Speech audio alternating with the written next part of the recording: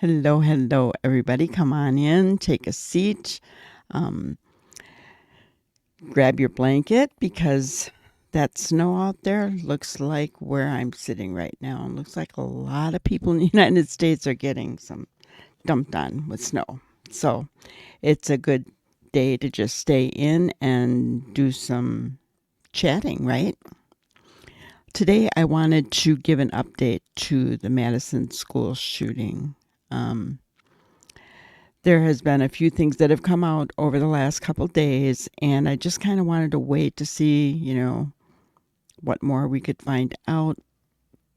Obviously, the investigation is underway, and the police are only going to give out what they can.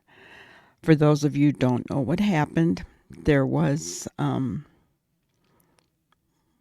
someone had taken a pew pew to um, a Christian school in Madison, Wisconsin, and unalived a teacher, a 14-year-old student, injured six others.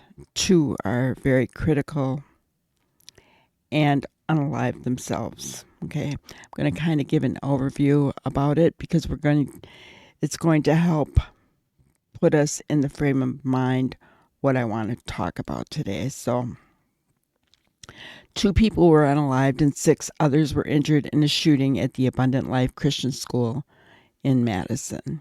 Okay. Officers responded to the school around 10:57 a.m. on Monday morning. Police Chief Sean Barnes said a teacher and a teenage student were unalived, and 5 students and 1 teacher were injured. 2 students have life-threatening injuries, while the other 4 victims have non-life-threatening injuries. And I just want to pause there because there was a post, I believe it was on Facebook, asking for everyone's prayers because one of those students that sustained the life-threatening injuries is not expected to make it without a miracle. Okay? We know miracles can happen. So let's all join together and pray for that. We don't need to know the name, guys. God knows who it is, right? So, um, 2 of the victims were released from the hospital Monday night. Police previously said during a news conference that at least 4 people were unalived, but corrected it in a statement a short time later. The suspected person, who has been identified as 15-year-old Natalie Rupnow, who goes by Samantha, is also gone. This is her. Okay.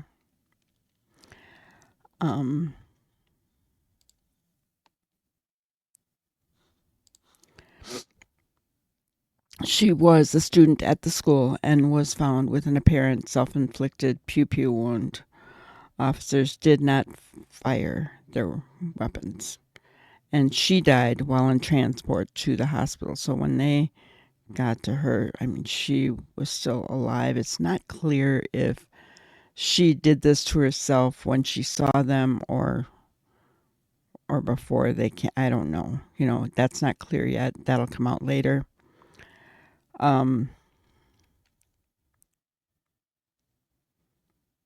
So, then let's see. Barnes said the shooting took place in a study hall filled with students from different grades. Barnes had erroneously reported that it was a second grader who called 911, but it was not. It was a second grade teacher, so I'm putting that out there too as a, correction. So they said that her motive was a combination of factors. The parents of Samantha are cooperating with police, and they have searched her home. She used a 9mm pew pew, and investigators are working to determine how she got it. So he said bullying may have played a role. There was no one person that was, or one sect or race or anything else that was targeted. Everyone was targeted. The teen had a turbulent home life, according to court documents. Her parents reportedly divorced and remarried multiple times, and their daughter was enrolled in therapy to guide her through their custody arrangements. There is a manifesto that is being shown around. I do have a copy of it, but I'm not going to show it, not until it comes out from the police, because I don't want to put false information out there, guys. I'm sure that you can understand that. When asked by a reporter Monday if the suspect was transgender, Barnes said he did not know, and quite frankly, he didn't think it was important at all. I don't think that whatever happened today has anything to do with how she or he or they may have wanted to identify, and I wish people would kind of leave their own personal biases out of this. I agree with him. That doesn't matter.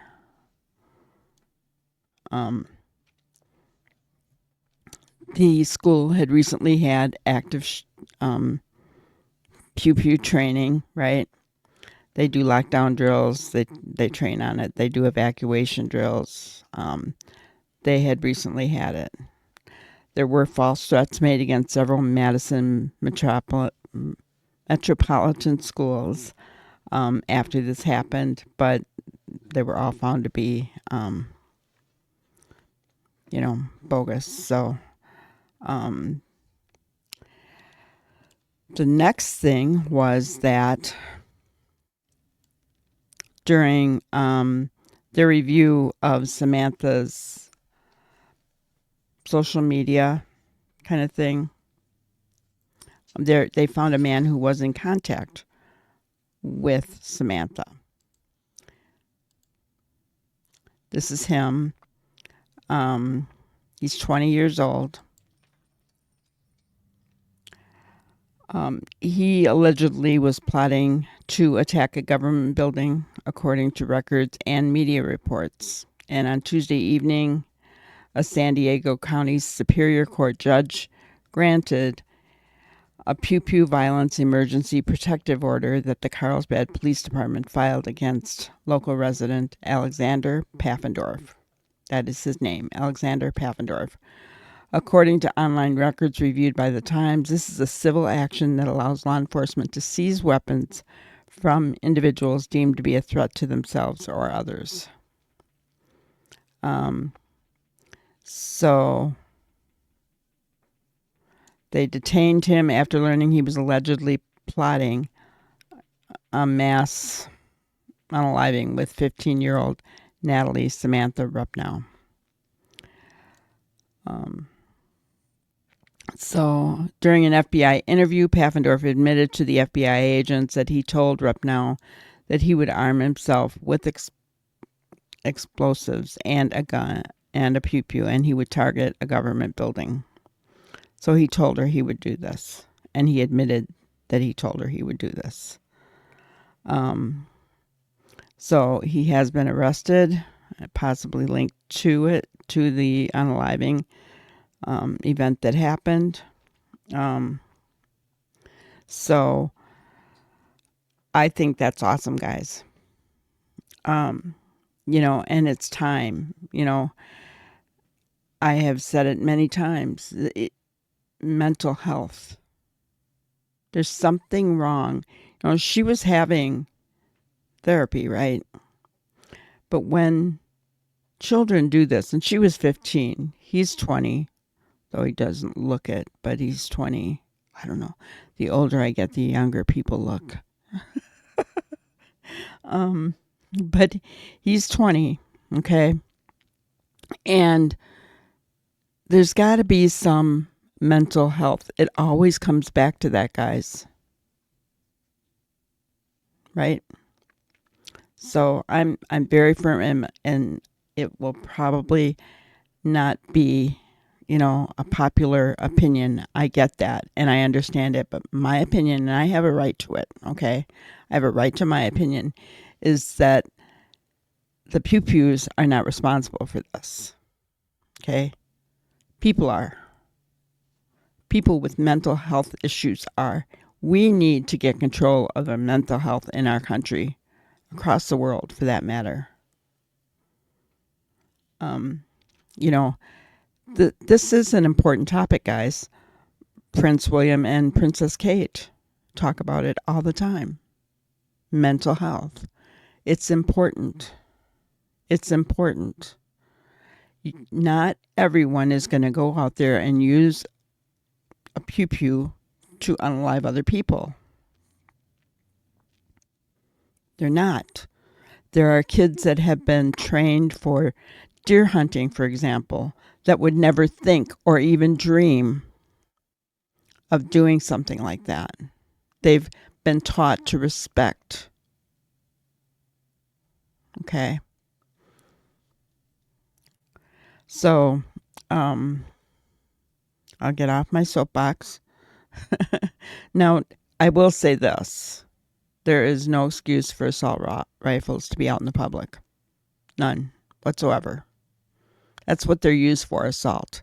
It should only be allowed in the military, and that is it. That is it. That's my opinion.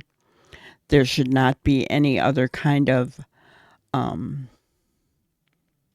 additions that you can make to normal, regular pew-pews that will turn them into assault pew-pews. Okay? My opinion. All right. So I did want to show you, they are releasing the names and the pictures of two victims that were unalived by this tragedy. So I'm going to show you a video on that right here. Breaking news out of Madison tonight. The two people who were shot and killed Monday in a Madison school classroom have been identified. One was a 14-year-old student, the other a 42-year-old teacher. The Madison community mourned their losses at emotional vigils last night, and now at least one of those families is moving forward with funeral plans. The CBS 58's Adam Reif joins us live in the studio with more on the new developments we're seeing in the case. Adam. Good evening, Natalie. 14-year-old Ruby Patricia Vergara and 42-year-old Erin Michelle West were killed in a study hall room Monday morning. The Dane County medical examiner confirmed their identities this evening. Ruby Vergara was a 14-year-old freshman at Abundant Life Christian School, according to an obituary written by her family. They wrote Ruby was an avid reader and she loved art. She also loved to sing and played keyboard in the family's worship band. The Dane County medical examiner also confirmed 42-year-old Erin West was killed. West was the substitute coordinator at Abundant Life. Also Wednesday, we learned more information about the 15-year-old shooter and the investigation. The shooter's parents married and divorced twice, once in 2014 and again in 2020. Court records show a complicated custody arrangement, and documents obtained by CNN show the shooter attended therapy and her parents were encouraged to join. Also, the shooter had 2 handguns with her Monday, but used only one to commit the shooting. We're waiting on some digital information that may come back. We want to make sure that we can support any of the families that are survivors of this incident. And another new development, this one across the country. A California man is in custody for plotting a mass shooting there in conjunction with the Madison shooting. Our CBS sister station in San Diego confirms 20-year-old Alexander Paffendorf of Carlsbad, California, was arrested at his home Wednesday night. They had their full guns out all over the street. There's cop cars. There's about 15 cops here, I'd say. Paffendorf admitted to FBI agents he told the Madison shooter, quote, he would arm himself with explosives and a gun and that he would target a government building. A gun violence restraining order says FBI agents saw the messages between the two. And Natalie, we're learning that Ruby Vergara's funeral will be held this coming Saturday morning. It'll be at City Church in Madison. That's right next door to the school. Now we're learning more about the two who lost their lives. Do we know anything new about the people who were injured? Well, police are still holding off on giving those updates right now. I did talk to somebody from UW Health today, and they said they have no new information on their end. And that means the last we heard was 2 victims in critical condition with life-threatening injuries. They have not released any names of those injured. Those identities are protected by law. Well, and with this new development we're seeing coming out of California, are we any closer to a motive in this case? This will certainly help. We're going to obviously pursue this tomorrow, and our sister station in San Diego is working on it as well. But there has been talk on social media of a purported manifesto. We've been talking about that over the past couple of days with police. No new update on that, but this is a break in the case that they have communication between this 20-year-old in California and the Madison shooter. All right, a lot of new information tonight, Adam. Thank you. Well, now back to breaking news out of Madison. All right. So there you have it. They have named the 2 individuals that passed away, 14-year-old and the 42-year-old teacher. Sad, sad information, guys. And remember, please keep in mind that one of those that has life-threatening injuries is not expected to make it, according to a family member that reached out and asked someone for prayers. So without a miracle, one more is not expected to make it. So let's pray and hope for a miracle for that person. No more need to lose their lives because of this, right? It's always so very sad. It bothers me so much, right? So that's all I have for today. Keep in mind that when more information comes out, I will share it with you. Like I said, I'm not going to release the manifesto that I have. It has her name on it, but anybody could. It's typewritten, so anybody could put somebody's name on something. I'm not going to take the chance of promoting any false information. I won't do that. So I want to remind you guys that things are happening in this case. They have found the California man that was speaking with her and was, they potentially stopped another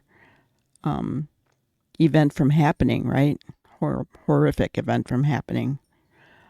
So the police are on it. The FBI are on it. I'm sure, that they're going to find out everything that they need to know and what's been happening. I do want to encourage people, if you know of anybody that has any kind of mental health crisis going on, please encourage them, be there for them, have them call 988, which is not only a suicide lifeline, but it is a crisis lifeline. They can text, they can call, they can chat, whatever they want to do. So please, make sure that anyone that is having a mental health crisis has this number should they need it, right? Okay.